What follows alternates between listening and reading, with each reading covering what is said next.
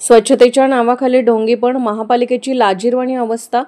स्वच्छ भारत अभियानाच्या गाजावाजाच्या घोषणा करून दाखवणाऱ्या महापालिकेचा बुरका 7 नंबर वॉर्डातील जनवाडे प्लॉट परिसरात फाटून पडला आहे.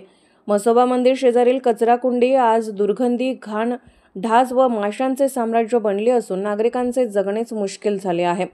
स्थानिक नागरिकांनी अनेकदा तक्रारी केल्या, पण प्रशासन मात्र कानावर हात ठेवून गाढ झोपलेले आहे. महापालिकेचे कर्मचारी काही वेळा छोटे जेसीबी घेऊन येतात, 2 फावडे कचरा उचलतात आणि बाकीचा कचरा तसाच ठेवून वरती माती दाबून टाकतात. परिणाम असा की परिसरात दुर्गंधी पसरून डेंग्यू मलेरियाचा धोका गंभीर बनलाय.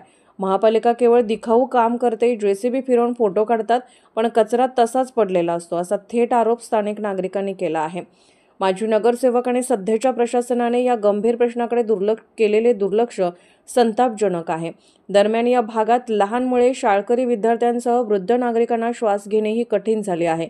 मोकाट फिरणारी कुत्रे, उंदीर आणि कीटकांनी परिस्थिती अधिकच बिकट केली आहे.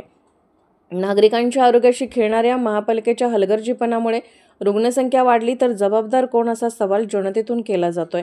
स्वच्छ भारत अभियानाच्या नावाखाली कोट्यवधीचे गाजरे खाताना वास्तवात मात्र महापालिका नागरिकांना घाण, दुर्गंधी आणि आजाराच्या खाईत लोटते, हे पुन्हा एकदा सिद्ध झाले आहे.